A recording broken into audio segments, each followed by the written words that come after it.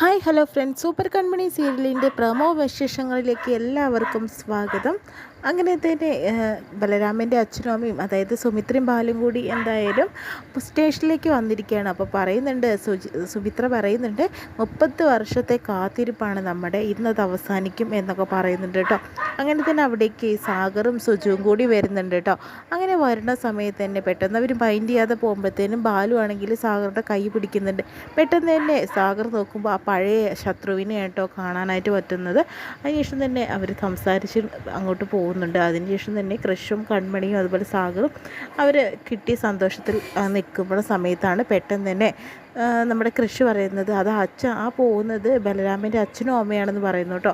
അപ്പോഴത്തേനും എന്താണ് അവിടെ പ്രശ്നമുള്ളതെന്ന് മനസ്സിലാവുകയാണ് ചെയ്യുന്നത്. സാഗറിന് പണ്ടത്തെ ആ ഒരു പ്രശ്നങ്ങളാണ് ഇപ്പോൾ ഇങ്ങനെ മറന്നീക്കി പുറത്ത് വന്നിരിക്കുന്നത് എന്നുള്ളത്. അങ്ങനെ ബലരാമനെ കാണുമ്പോഴത്തെ നിയന്ത്രണം വിട്ട് സാഗർ അവനെ അടിക്കാനൊക്കെ നോക്കുന്നു കേട്ടോ.